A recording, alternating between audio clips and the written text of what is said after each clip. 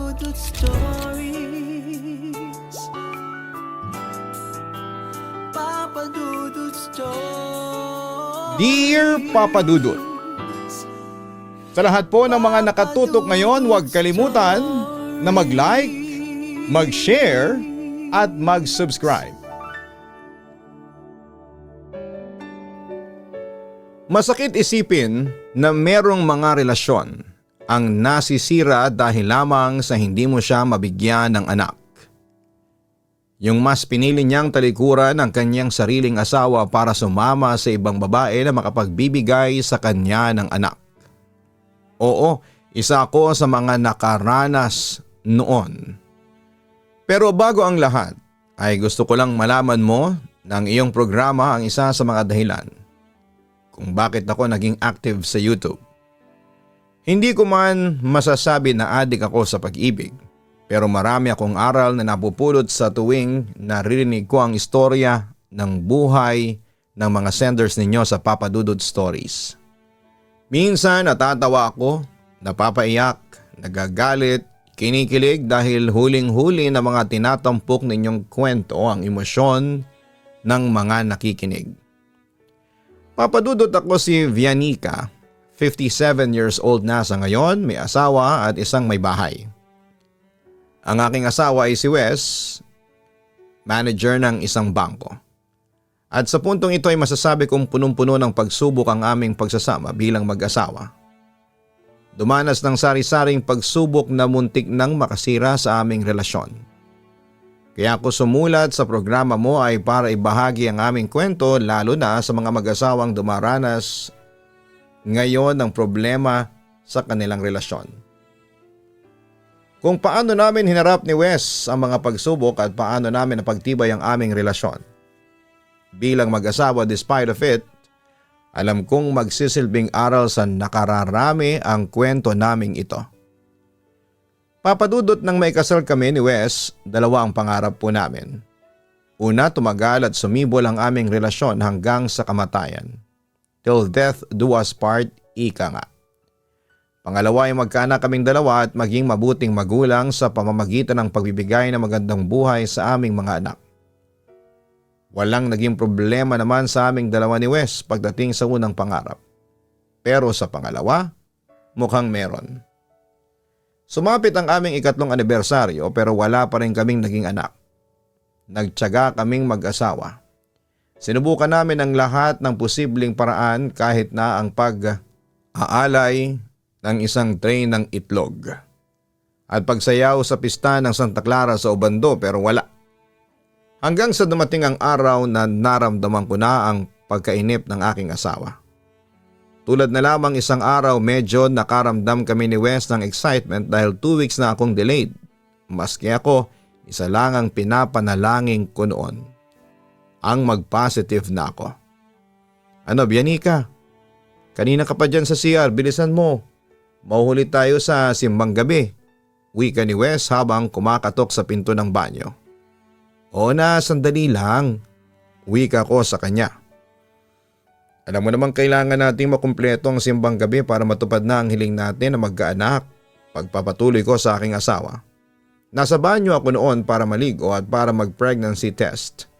Ngunit nakaramdam ako ng araw na yon nang makita kong nag-negative yon. Kahit na malungkot, lumabas pa rin ako ng banyo para sabihin kay Wes ang totoo. Ano, Vianica, positive na ba? Magkakaanak na ba tayo? Excited na kasi akong maging tatay eh. Wika ng aking asawa. Bakas na bakas ko sa kanyang mga mata ang sobrang pananabik. Huminga ko ng malalim bago nagsalita. Sorry Wes, pero negative ang resulta. I'm so sorry hon. Malungkot kong pagtatapat sa kanya. Unti-unting nagiba ang reaksyon ng mukha ng asawa ko. Tila ba na-frustrate sa aking binalita sa kanya. Bakit wala pa? Paanong nangyari yun? Vianica, 3 taon na tayong kasal pero wala pa rin. Ano bang problema? Baka naman pinipigil mo. Agad naman akong tumutol sa kanyang sinabi. No Wes, bakit ko naman pipigilin? Maski ako gusto ko na rin magkaanak tayo. Vianica, importante sa akin ang magkaanak. Deklara ng aking asawa at sa puntong yon Papa Dudut ay nakaramdam ako ng takot. Paano na lang kung baog pala ako? E di siguradong iiwan ako ng asawa ko. I know, I'm so sorry. Hindi ko na napigilang umiyak. Sa kabilang banda ay nakaramdam naman ng guilt si Wes at pinakalma ako. No, ayos lang sa akin yun. Pwede pa naman nating ulitin. Hindi ayos sa'yo. I can feel it. You're frustrated with me. Patuloy pa rin ako sa pag-iyak. Okay, inaamin ko hindi talaga ayos sa akin. Vianica, oo mahal kita pero gusto ko magkaanak. Gusto kong maging ama. Don't worry Vianica, bukas na bukas din pupunta tayo sa doktor. Seryosong sabi ni Wes sa akin. For what? Para alamin kung ano ba talaga ang problema kaya hindi tayo magkaanak. You know what? I'm suspecting you na baka baog ka. Sabi ni Wes na disappointed. Hindi ako baog. And I'm sure of it, insist ko. Although kinakabahan na ako ng mga oras na yon. Kaya nga tayo pupunta sa doktor para malaman kung ano ang dapat gawin Yung mga dapat mong kainin para mabuntis ka. You know what? Handa akong gawin ng lahat kahit na mag-aral pa ng Kama Sutra. O kahit na anong sexual position. Basta mabuntis ka lang. Paliwanag pa ng aking asawa. Nagbuntong hininga ako bago nagsalita. Wes, kung sakaling baog ako, hihiwalayan mo ba ako? Hindi sumagot si Wes at sa halip ay pumunta na siya sa aming kwarto para magbihes. Habang ako naman ay naiwan lang sa isang sulok. Naiiyak dahil sa takot na baka isang araw ay magising na lamang ako na wala na sa tabi ko ang aking asawa. Anyway, nakaramdam ako ng sobrang guilt noon nung makita ko ang reaksyon ng aking asawa. Alam kong sobrang frustrated ang asawa ko sa akin. Boyfriend ko pa lamang siya ay pangarap na niyang magkaanak at maging isang ama. Kaya naman sobra akong nasasaktan dahil pakaramdam ko ay wala akong kwentang asawa. Dahil naman sa pagnanais naming magkaroon ng anak ay kumonsulta kami sa doktor. Doon ay nalaman namin ang katotohanan kung bakit kami hindi magkaanak ni Wes. Dok, may resulta na po ba sa sinagawa ninyong test sa amin? May posibilidad po ba na magkaanak pa kami ng misis ko? Tanong ni Wes sa doktor na sumuri sa akin. Mr. Narvaez, ayon sa resulta ng sinagawang test sa inyong asawa, natuklasan ko na walang problema sa inyong reproductive system. They are functioning well. Kumpleto ang sperm count ninyo pero sa inyo, Mrs. Narvaez, meron tayong problema. Pag-amin pa ng doktor. Nang marinig ko yon Papa Dudut, agad akong nanlumo. Talaga Dok? Ano yon? Tanong ko sa kanya. Merong problema sa matris ninyo, Mrs. Narvaez. Mahinang pundasyon, especially the cervix area. And aside from that, your eggs are also abnormal and weak. Ayoko mang sabihin ito sa inyo pero may hirapan tayo sa pagkakaroon ng anak, Mrs. Narvaez. Paliwanag pa niya. Lalo ako nanlumo sa aking narinig. Diyos ko. Ang sabi niyo sa akin gusto niyo magkaanak. Yun nga lang, the results are clear. Kung hindi kayo satisfied, you may opt for a second opinion from another doctor. Rekomendasyon ng aming doktor. Wala po bang gamot para magkaanak kami ng misis ko? Halata na sa asawa ko ang desperasyon. Umiling naman ang doktor. Sad to say pero may hirapan tayo sa kaso ni Mrs. Narvaez. Kung gusto nyo talagang magkaanak, the best solution I think is to adopt a child. Kung gusto mo naman magkaanak, Mr. Narvaez, you may do it with another woman pero syempre hindi ko naman nire-recommenda yon. Besides, mag-asawa kayo at nagmamahalan kayo. Magiging masaya kayo sa buhay kahit na wala kayong anak. Aniya. Napatingin ako sa aking asawa habang naiiyak. Wes? Vianica? Huwag ka mawalan ng pag-asa. Wika ng aking asawa. Pero alam ko na deep inside ay hindi yon ang nasa isipan niya. Obviously, he was disappointed. Magdasal din kayo, malay ninyo ay magkaroon ng himala dahil sa pagdarasal ninyo. But as always, bihira yang mangyayari. Suhestyon pa ng doktor sa amin. Huwag ka na mag-alala, Vianica. Tatanggapin ko kahit na hindi tayo magkaanak. Ang importante ay magkasama tayo. Nagmamahalan tayo. Masaya na ako doon, Vianica. Wika ng aking asawa. No, Wes. Alam kong pangarap mong maging tatay. Naiiyak kong sabi. Wala na tayong magagawa pa, Vianica. Kahit na mamanata pa tayo sa kung sino-sinong santo dyan na hindi na tayo magkakaanak. Sa tono pa lang ng pananalita niya, alam ko nang frustrated na siya, Papa Dudut. Pero nagpapanggap lamang siya na okay para hindi ko sisihin ang aking sarili. Muling nagsalita ang doktor. I'm sorry. Nangihinayang ako kasi mukha namang magiging perfect family kayo kapag nagkaroon kayo ng anak.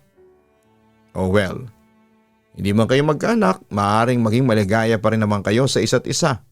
Sabi pa niya sa amin. Samantala habang nasa taxi kami ni Wes ay hindi niya ako kinikibo. Kaya naglakas loob na ako para kausapin siya. Wes, I'm so sorry. Wala akong kwentang asawa. Hindi kita kayang bigyan ng anak, wika ko. Wala na tayong magagawa, kailangan ko na lang tanggapin ang katotohanan. Seryosong wika niya. Ngayong alam mo nang hindi tayo magkakaanak, mahal mo pa rin ba ako? Diretsang tanong ko sa kanya. That time ay hinanda ko na ang sarili ko kung ano ang isasagot niya sa akin. Panahon ng makapagsasabi, Vianica. Yun lamang ang kanyang sinabi sa akin. Pagkatapos noon ay hindi na siya nagsalita pa hanggang sa makauwi na kami. Nang makauwi na kami, agad siyang dumiretso ng kwarto at nagsarado ng pinto. Maghapon siyang nagkulong doon habang ako naman ay nakaupo lamang noon sa sala. Umahagulhol dahil sa sobrang sakit ng aking nararamdaman. Papadudot halos gumuho ang mundo ko noon nang malaman kong baog ako. Sobrang guilt ang nararamdaman ko. Pakiramdam ko ay napakawalang kwenta kong asawa dahil hindi ko siya mabigyan ng anak. Dahil sa akin ay hindi na matutupad ang pangarap ni Wes. Simula noon ay unti-unti nang nagbago si Wes sa pakikitungo sa akin. Madalas siyang umuwi ng lasing. At kung kumprontahin ko naman siya ay palaging nauungkat ang pagiging baog ko. Katulad na lamang isang gabi nagulat na lamang ako na umuwi siyang lasing. Ayan ka na naman. Umuwi ka na namang lasing. Wes, ano bang nangyayari sa iyo? Saway ko sa kanya. Lantaran ko nang ipinakita sa kanya ang aking frustrations dahil sa binabaliwala na niya ang kanyang obligasyon sa akin bilang asawa. Pwede ba? Huwag kang pakialamera. Gusto ko na magpahinga. Galit na wika pa ni Wes. Pagkatapos ay suray-suray itong tumungo sa kwarto pero pinigilan ko siya sa pamamagitan ng paghawak sa kanyang braso. Ano ba kasing nangyari sa'yo? Tuwing gabi umuwi ka ng lasing. Paano kung may mangyari sa'yo? Pag-aalala ko. Paano hindi ako maglalasing palagi ko naaalala na hindi na ako magiging tatay? Nabigla ako sa sinabing yon ng asawa ko. Diyos ko naman Wes, hanggang ngayon pa rin ba? Yan pa rin ang iniisip mo? Hindi mo pa rin ba matanggap na hindi tayo magkakaanak? Oo, Vianica. Hindi ko pa rin matanggap na hindi tayo magkakaanak. Ewan ko ba? Bakit ko pinakikisamahan ng isang baog na tulad mo? Galit na pag-amin ni Wes sa akin. Sa puntong yon, Papadudot, ay nanlumo ako at naiyak dahil masakit sa akin ang aking narinig mula sa kanya. At ngayong nagsisisi ka na dahil ako ang pinakasalan mo? Mahal mo ba talaga ako, Wes, o pinakasalan mo lang ako dahil gusto mong magkaanak? Ano, sagutin mo ako. Ewan ko sa'yo. Nagsisimula na naman yung drama mo sa buhay. Diyan ka na nga. Sigaw niya sa akin. Pero pinigilan ko pa rin siya. Wes, ano ba? Sagutin mo ang tanong ko. Demand ko sa kanya. Sa oras na yon ay napuno na sa akin ang aking asawa. Sinabi ngang tumahimik ka Galit niya. Pagkatapos ay sinampal niya ako ng malakas sa pisngi. Nagulat ako sa ginawa ng asawa ko, Papadudot. Yun ang unang beses na pinagbuhatan niya ako ng kamay. Ang sama mo, Wes, ang sama mo. Napayak na ako sa sobrang galit sa kanya. Pero agad namang nakaramdam ng guilt si Wes. Kaya agad niya akong niyakap at humingi ng sorry. Wes, mahal mo ba ako? Umiiyak kong tanong sa kanya. I'm sorry, Vianica.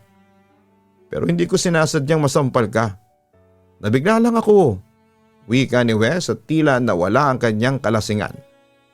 Vianica, mahal na mahal kita pero pangarap kong magkaanak. Sana naman maintindihan mo ako. Oo, inaamin ko na ikaw ang dahilan kung bakit nabubuhay pa ako. Kaso, may kulang pa sa atin. Hindi ko alam kung ano ba itong nararamdaman ko.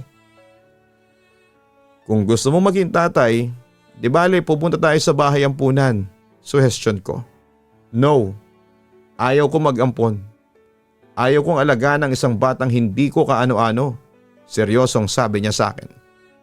Wes, tandaan mong mahal na mahal kita. At saka huwag tayong mawala ng pag-asa. Alam kong may awa sa atin ng Diyos. Bibigyan din niya tayo ng anak sa tamang panahon. Naiiyak kong wika sa kanya. Sana lang, Vianica.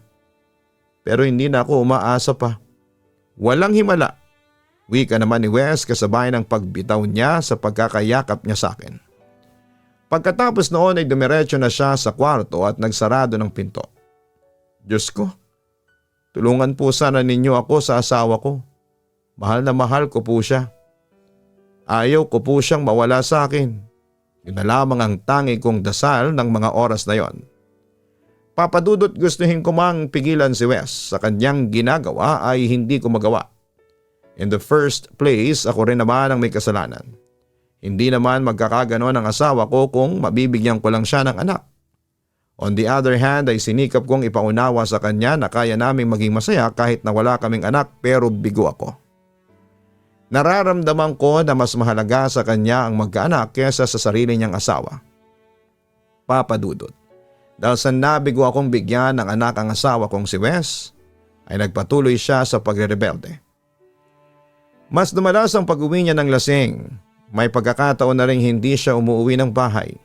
Nung unay hindi ako kumikibo sa mga ginagawa ng asawa ko pero umabot din ito ng sukdulan. May nakahuli sa asawa ko na nambababae daw ito. Agad ko namang kinompronta si Wes. Siyempre, dininay niya ang akusasyon.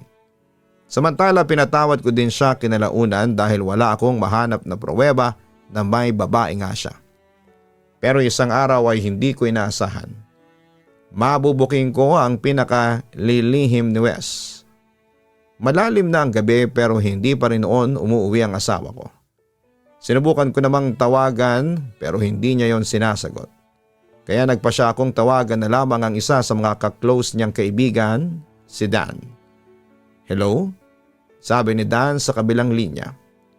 Si Vianica ito, Dan. Si Wes, kasama niyo ba? Tanong ko sa nooy lasing nang si Dan.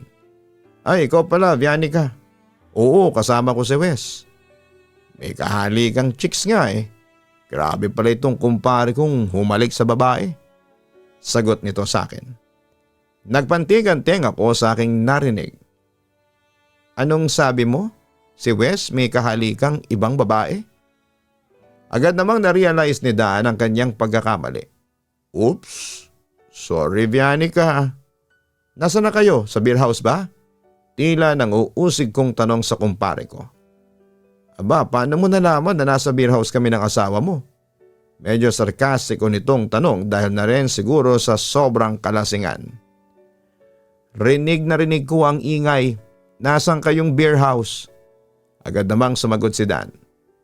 Huwag kang maingay ha, Vianica.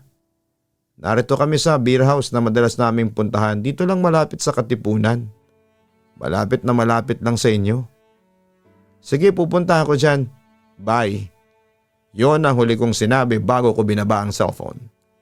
Pagkatapos noon ay agad ako nagbihis at mabilis na tinungo ang beer house kung saan naroon ang aking asawa, and to my surprise, pagdating ko doon ay bumungad agad sa akin si Wes na may kalandiang babae.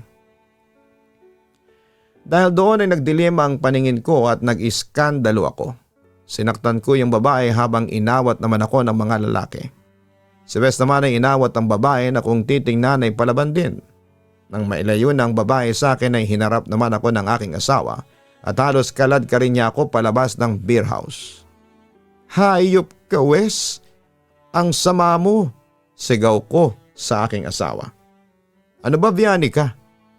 Tigilan mo na ang pag-iiskandalo. Nakakahiya ka kanina. Galit na wika ng aking asawa. Wala akong pakialam. Magwawala ako dito hanggat gusto ko. Ikaw, Wes, minahal kita.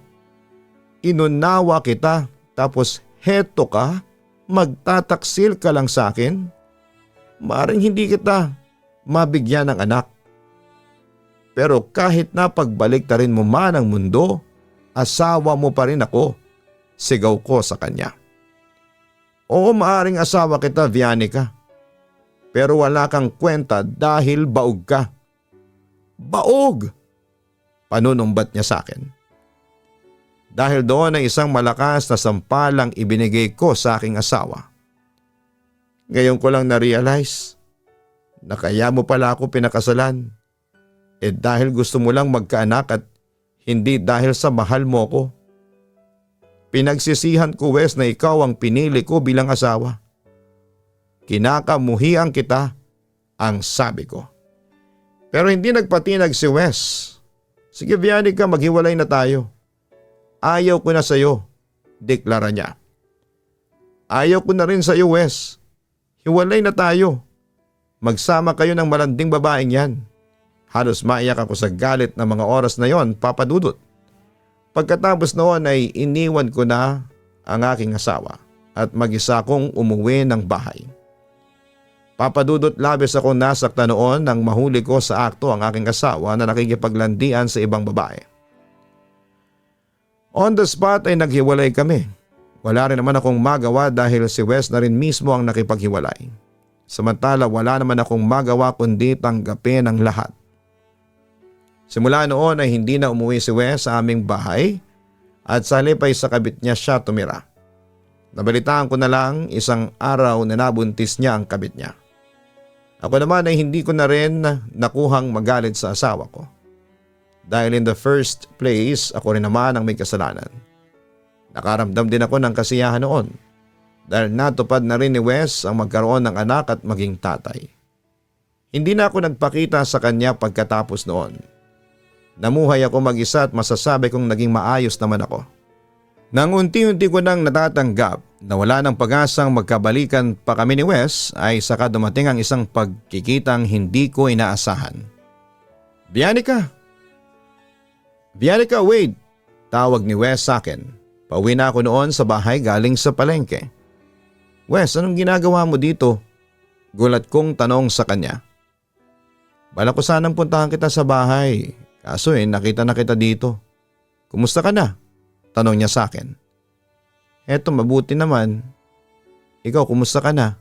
Si Leica nanganak na ba? Tumango ako sa aking asawa. Oo, nanganak na si Leica ng 1 linggo. Babae ang anak namin. Wow, congratulations sa inyo. Bati ko na lang sa kanya. Nakita kong huminga ng malalim si Wes bago muling nagsalita. Vianica, hiwalay na kami ni Leica. Pagtatapat niya sa akin. Tinakasan din niya ang responsibilidad niya sa anak namin, kaya hayun, sa akin ang anak namin. Pinapalagaan ko muna sa nanay ko. Siyempre, nalungkot naman ako sa balita. Ganun ba? Nakakalungkot naman pala, sabi ko pa. Sa puntong yon ay hinawakan niya ang aking mga kamay at buong pusong nakiusap. Pakiusap, Vianica. Bumalik ka na sa akin. Mahal na mahal kita. Alam mo bang hindi ako nakakatulog sa kakaisip sa'yo? Patawad, Vianica. Pinagsisihan ko na ang lahat ng mga ginawa ko sa'yo. Pangako at magbabago na ako. Patawad, Wes, pero ayoko na. Malungkot kong sabi sa kanya. Bakit? Anong ibig mong sabihin? Muli akong nagpatuloy. Hindi ko gustong saktan ang damdamin mo, Wes, pero buo na ang desisyon ko. Ayaw na kitang pakisamahan pa. Ayaw ko na kasing masaktan pa ulit. Vianica, I love you. Nang mawala ka sa akin, sobra akong nangulila. Doon ko na na-realize na hindi ako mabubuhay kung wala ka. Yun din ang isa sa mga kadahilanan kung bakit kami naghiwalay ni Leica. Pangungumbinsi pa sa akin ni Wes. Tumingin ako sa kanya at unti-unti akong kumala sa pagkakahawak niya sa akin. Sa palagay mo Wes madaling maghilom ang mga sugat na dinulot mo sa akin. Masakit yung ginawa mo sa akin. Lalo na nung iwanan mo ko dahil lang sa hindi kita mabigyan ng anak. Pinamukha mo sa akin na walang silbi ako bilang asawa. Hindi mo alam kung gaano ako nasaktan doon. Patawarin mo sana ako, Vianica. Kung gusto mo lumuhod pa ako sa iyo para mapatawad mo ko. Sa pagkakataong yun ay hindi na niya napigilang umiyak sa aking harapan. Wag na Wes. Siguro ibigyan mo na lang ako ng time para makapag-isip. Hindi ko pa masasabi sa ngayon kung may nararamdaman pa akong pagmamahal sa iyo. Hindi ko alam. Ewan ko ba basta hindi pa ako handang makipagbalikan sa iyo. Humagulhol lamang ang aking asawa nang marinig niya ang aking mga sinabi. Hihintayin ko ang desisyon mo. Kung ako ang tatanungin, handa akong makipagbalikan sa iyo anytime. Magsimula tayong muli, Vianica. Maya-maya sabi niya sa akin. Sa pagkakataong yon, ako naman ang huminga ng malalim. Sige Wes, titingnan ko. Papadudot nung hinalikan niya ako noon ay wala akong nararamdaman. Nang mga panahong yon ay unti-unting nawawala na ako ng pagmamahal sa asawa ko. Samantala bagamat gusto niyang makipagbalikan sa akin ay hindi siya nakatanggap ng response mula sa akin. Pinag-isipan ko kasing mabuti kung may natitira pa akong pagmamahal sa asawa ko. Wala na, buo ng desisyon ko noon na hindi ko na siya makukuha pang mahalin. Pero papadudot hindi ko may paliwanag. Pero hindi yata umaayon ang tadhana sa mga nararamdaman ko. Simula kasi noon ay naging madalas na ang pagtatagpo namin ni Wes, mostly by accident. May pagkakataon na na-stock up kami sa elevator. Nang ilang oras at doon muli kaming nagkausap. Minsan ay nakasakay ko pa siya sa jeep, sa bus, maging sa MRT. At may pagkakataon ding tinulungan niya akong mahuli nang nag-snatch sa cellphone ko. Ewan ko ba papadudot bakit ganon ang tadhana. Nagpatuloy ang ganong setup hanggang sa naging magkaibigan kami. Ayos na sanang pagkakaibigan namin nang biglang bumalik ang nararamdaman ko para kay Wes. Hanggang sa iyon na nga papadudot nagka-inlovean muli kami and eventually nagkabalikan. Doon ay muli kami nagsimula, muli naming binangon ang aming naudlot na relasyon bilang mag-asawa. Hanggang sa dumating ang besperas ng Pasko ng 2012 doon nagsimula ang second chance sa aming dalawa. Buti naman at maagang uwi mo sa trabaho. Pasayang wika ni Wes sa akin. Half day lang kami. Siyempre naman, Noche Buena na mamaya. Ang bango, ano ba yung niluto mo? Tanong ko sa kanya. Niluto ko yung paborito mo, pansit bihon, paella at saka itong nabili mong braso de Mercedes sa bake shop kanina yan. And guess what, Han? Bumili din ako ng regalo para sa iyo. Heto. Pagkatapos pinakita niya sa akin ang sinabi niyang regalo at inabot yon sa akin. Wow, thank you Wes. Ang lit naman ng box nito. Ano kaya to? Curious kong tanong. Napangiti naman sa akin ang asawa ko. Buksan mo na lang. Nagulat ako nang tumambad sa akin ang isang napakagandang diamond ring. Diamond ring para sa iyo. Simbolo yan ng renewal of vows natin bilang mag-asawa. Ang sabi pa ni Wes na natutuwa sa aking reaksyon. Talaga, naku. Pinag-ipunan mo talaga to, no? Hindi ako makapaniwalang binigyan niya ako ng ganon papadudot. Siyempre naman, asawa ko kaya ang bibigyan ko kaya kailangang paghandaan talaga. Tugon niya sa akin. Grabe ang ganda ng singsing. Gusto ko siya, ang sabi ko naman sa aking asawa. Pagkatapos ay kinuha ni Wes ang singsing at sinuot niya yon sa palasingsingan ko. Salamat Wes. Napakasaya ko ngayong Pasko. Sumigunda naman si Wes. Ako rin napakasaya ko dahil nagkabalikan tayong muli. Alam mo ba sa lahat ng mga Christmas gifts na natanggap ko? Heto ang pinakamagandang regalo. Ang magkasama tayong muli. You know what Wes? Napakaswerte ko dahil ikaw ang napangasawa ko. Isang sweet, caring and hardworking at gwapong husband. Ako din, hindi ko na kailangang i-expand pa. Basta masaya akong kasama kita. Wika naman ni Wes na masayang masaya sa pagbabalikan naming dalawa. Papa Dudut, hindi ko akalain na magkakaroon pa kami ng second chance. Pagkatapos noon ay naging masaya na ulit ang aming pagsasama. This time kasama na ang anak ni Wes sa ibang babae na pinangalanan niyang Micaela. Since tinakasan ng tunay na ina ang responsibilidad kay Micaela, ayaw ko nang tumayong ina sa kanya. Itinuring ko siyang parang tunay na anak. Doon ko naramdaman na masarap pala ang feeling na maging isang ina. Sa ngayon ay portrait kami ng isang masayang pamilya. Ako, si Wes at si Micaela na ngayon ay dalaga na. Going stronger pa rin kami ni Wes until now at naging devoted husband na siya sa akin. Katulad ng sinabi ko kanina, masaya na kami sa aming buhay at wala na kaming mahihiling pa. Salamat sa Diyos. Papa Dudut at sa staff ng iyong YouTube channel na Papa Dudut Stories, maraming salamat kung mapipili po ninyong i-upload ang aming kwento. Another thank you. Alam naming mag-asawa na kapupulutan ng aral ang istorya namin na nabuo, nasira at muling nabuong relasyon. More power and God bless. Lubos na nagpapasalamat, Vianica. Ang kwento ni Vianica at Wes ay maraming kapupulutan ng aral, lalo na sa pagdedesisyon ng mag-asawa. Hindi ka dapat pumasok sa sagradong matrimonyo kung ang hangarin mo lamang ay magkaroon ng anak. Ang pag-aasawa ay isang habang buhay na sumpaan, isang sagradong kontrata sa pagitan ng dalawang nagmamahalan at ang Diyos bilang saksi o witness. Ang pag-aasawa ay dapat may kalakip na totoong pagmamahalan. Yung tanggap ninyo ang isa't isa. Yung irerespeto mo siya anuman ang kanyang pagkukulang o kapintasan. Ang pag-aasawa ay isang pangako na mamahalin at sasamahan mo ang iyong katipan sa oras ng hirap o sa ginhawa.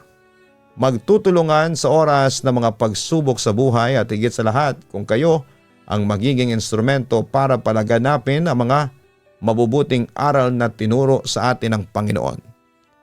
Ang pag-aasawa ay hindi parang isang pagkain na pwede mong iluwa kapag hindi mo nagustuhan ang lasa. At lalong hindi ito isang bagay na pwede mong palitan anumang oras. Ang pag-aasawa ay hindi isang pasiklaban, pagalingan at sisihan. Tandaan natin na ang tagumpay natin ay tagumpay din nila. At ang hirap natin ay hirap din ng ating kapareha. At imbis na magkawatak-watak ay dapat magkaisa ang mag-asawa dahil once na pumasok na sa sakramento ang inyong pagsasama, ang diwa ninyong mag-asawa ay magiging isa na lamang. At higit sa lahat ay pakatandaan natin mga kaibigan, huwag tayong maging makasarili. Intindihin natin ang feelings ng ating asawa. Huwag tayong mag-demand sa kanya ng alam nating wala sa kanya o hindi niya kayang ibigay sa atin. It is a matter of respect and acceptance. Kaya para kina Vianica and Wes, masaya kami na nagkaroon ng second chance ang inyong pagsasama. Nalampasan ninyo ang matinding pagsubok na sumukat sa inyong katatagan bilang mag-asawa. God bless sa inyong dalawa at maraming salamat sa pagbabahagi ninyo ng inyong totoong kwento sa Papa Dudut Channel.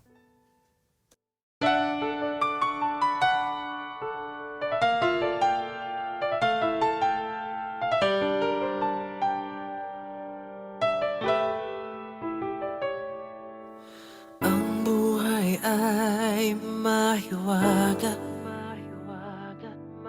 laging may lungkot at saya. Sa Papa Dudut Stories, laging may karamay ka.